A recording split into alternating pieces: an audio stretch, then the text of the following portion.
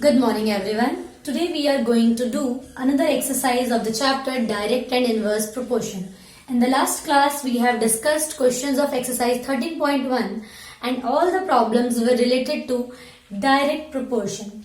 Now we will discuss some conditions, some problems of inverse proportion.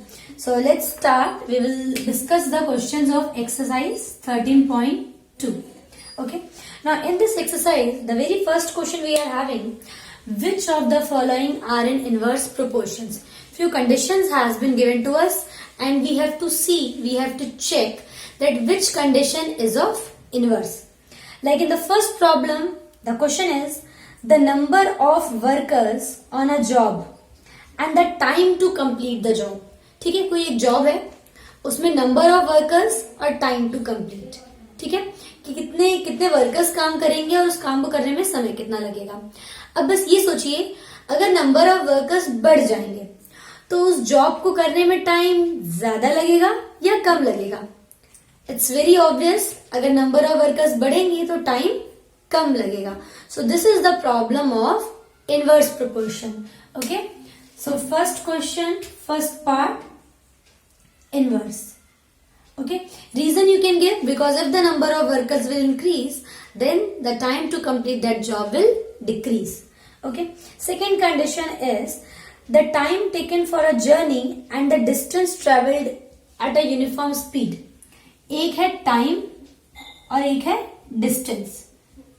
इन दो चीजों के बारे में बात हो रही है. And the speed is uniform. ठीक है, supposedly if the vehicle is running with 40 kilometre per hour speed, तो वो उसी स्पीड से जाएगी. अगर डिस्टेंस बढ़ जाएगा तो टाइम बढ़ेगा या कम होगा. It's again very simple. अगर डिस्टेंस ज्यादा होगा तो हमें टाइम ज्यादा लगेगा. तो ये हमारी प्रॉब्लम डायरेक्ट वाली है. ठीक है, second problem is of direct. Similarly, if I will talk about third problem, area of cultivated land and the crop harvested. मतलब एरिया है और क्रॉप कितना निकला. Like you can say area of land and amount of crop. ठीक है, harvested जो आप पक जाने के बाद जो हम फसल निकालते हैं. ठीक है, तो जितना ज्यादा एरिया होगा उतनी ज्यादा फसल निकलेगी. हाँ, ये भी बात बहुत कॉमन सी है, प्रैक्टिकली हम सोच पा रहे हैं. सो again this is a problem of direct. Okay, now next condition is the time taken for a fixed journey and the speed of the vehicle. Journey fixed है. ठीक है, जैसे आपको A से B तक जाना है, जर्नी इज फिक्स्ड. किस किस के बारे में बात हो रही है? टाइम के बारे में बात हो रही है और स्पीड के बारे में बात हो रही है. ठीक है, the time taken for a fixed journey and the speed. देखिए, जर्नी यहाँ A से B तक ही जाना है.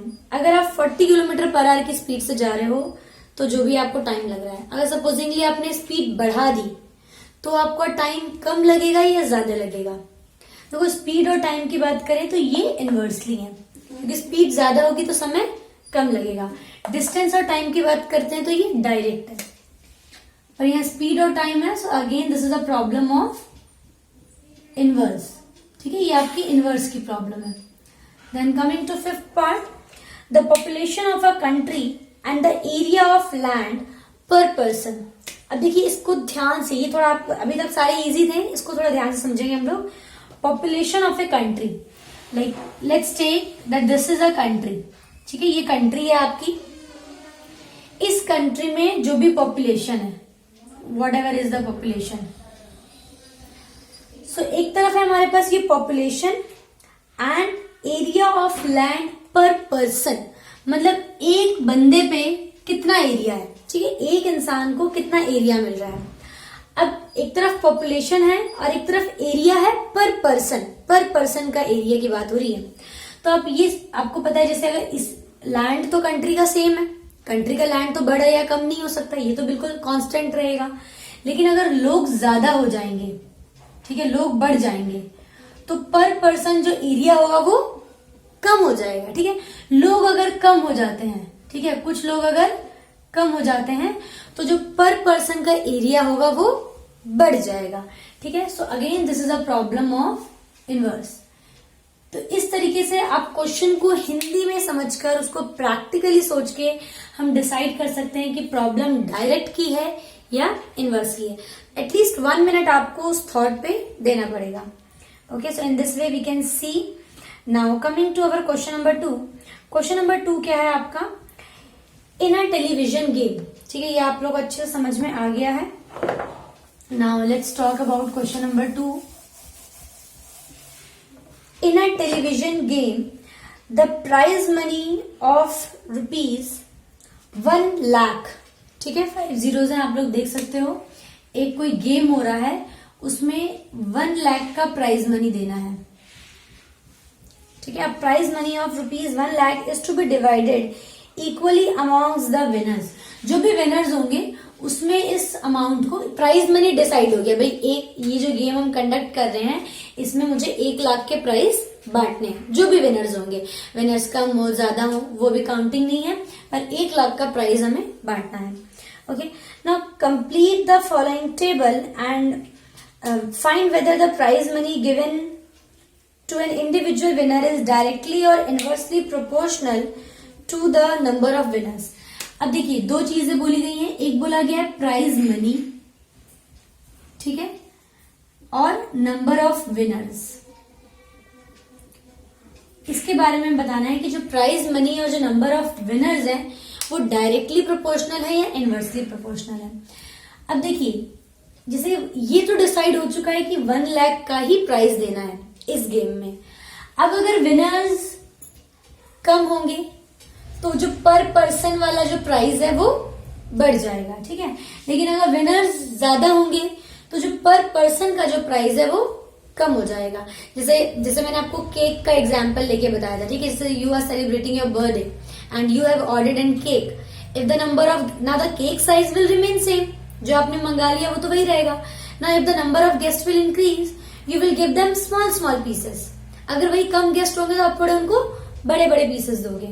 तो अगर कोई अमाउंट जो बांटनी है वो फिक्स्ड है, इसमें अगर लेने वाले लोगों की संख्या बढ़ जाएगी तो वो पर पर्सन का जो शेयर है वो कम हो जाएगा। ठीक है, तो पहला जो इसमें क्वेश्चन पूछा गया है, that we will say that the prize money and the number of winners are inversely proportional to each other because if the number of winners will increase, per person prize money will decrease। पहले तो मैं आपको बता दूं कि ये inverse की problem है। Okay, for reason if number of winners will increase then prize money per person will decrease। then prize money per person will decrease। ठीक है, ये आपका पहला स्टेटमेंट हो गया। अब आपको एक टेबल दी हुई है। ठीक है, उस टेबल में जैसे कि अगर एक विनर है, एक तरफ लिखा हुआ है नंबर ऑफ विनर्स, इसी को ले लेते हैं हम लोग, यहीं से ले लेते हैं। अगर नंबर ऑफ विनर्स 1 है तो उसको पूरे के पूरे 1,00,000 उसके हो जाएंगे। ठीक है, अगर विनर्स 2 हो गए तो भाई अब इसका आधा आधा हो जाएगा, 50,000। विनर्स बढ़ गए तो उनके प्राइस आधे हो जाएंगे। अगर नंबर ऑफ विनर्स 4 हो जाएंगे तो हमसे पूछा है कि पर पर्सन प्राइज मनी कितना होगा।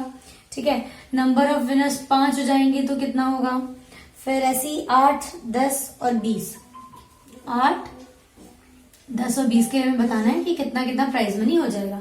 सपोजिंगली इसको अगर मैं x मान रही हूं और इसको मैं y मान रही हूं। Okay, so this is x1 y1, this is x2 y2, this will be x3 and y3, x4 y4, इस टाइप से हो जाएगा। ठीक है बेटा, okay. Now the problem is of inverse. So which formula we have to use? We have to use x1 y1 is equal to x2 y2। For direct proportion we divide and for inverse proportion we multiply। So x1 into y1 is equal to x2 into y2। So we will take this x1 y1 and x2 y2 तो दिया हुआ है, so no need to disturb this। We will find out x3 y3। We will put the value of x3 and y3। So x1 is 1,00,000, उसको into 1 करेंगे तो same ही आएगा। x3 into y3, x3 को as it is रखेंगे, y3 कितना है 4. Now to calculate x3 what I will do, I will put this 4 in divide, 1 lakh divided by 4. So x3 is equal to 25,000. ठीक है, ₹25,000. So this is the value for x3. Similarly आप x4 निकाल सकते हो, मतलब 1 लाख को 5 से 1 लाख तो यहाँ पे सेम आएगा, x1 y1 हमेशा सेम आएगा. अब x3 जैसे x4 निकालोगे तो 5 से डिवाइड हो जाएगा, x5 निकालोगे तो 8 से डिवाइड हो जाएगा, x6 निकालोगे आप तो फिर ये 10 से डिवाइड हो जाएगा. Same way you can find out all the prize money per person. Okay, so बस आपको पहले स्टार्टिंग में यही पहचानना है कि प्रॉब्लम डायरेक्ट की है या इनवर्स की है. चलिए हम लोग एक और क्वेश्चन देखेंगे. Now let's look at third question of this exercise. Third question is Rahman is making a wheel. Rahman is a boy who is making wheel. Wheel you all know. Okay. So this is the wheel. Rahman is making this wheel using spokes. Spokes का use करके, these are called spokes. ठीक है, ये जो इनकी तीलियां हैं इनको हम क्या बोलते हैं, spokes बोलते हैं. He wants to fix equal spokes in such a way that the angle between any pair of consecutive spokes are equal. ठीक है, वो स्पोक्स को इस तरीके से अरेंज करना चाहते हैं कि हर स्पोक्स के बीच का जो एंगल हो वो सेम है हर बार, चाहे वो 3 स्पोक लगाएं, 2 लगाएं, 4 लगाएं, 5 लगाएं, whatever you want to do, the angle should be equal. Okay, now help him by completing the following table. Okay, as you all can see in the table, one is number of spokes. Okay, number of spokes है एक तरफ, second one is angle between a pair of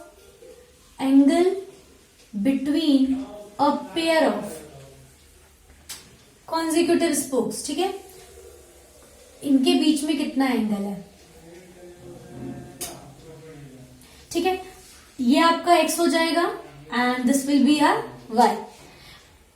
Now if there were 4 spokes, now we all know that this complete angle for any wheel, whether it's of car, bike, truck, any wheel, this center complete angle is always 360 degree.